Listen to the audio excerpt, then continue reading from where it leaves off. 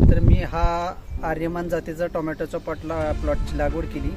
त्याच्यानंतर vigour ॲग्रोटेकचे Albert solution, त्याच्यानंतर Hanning solution, Jerrod solution ही अशी वॉटर सोल्युबल खतं वापरली होती।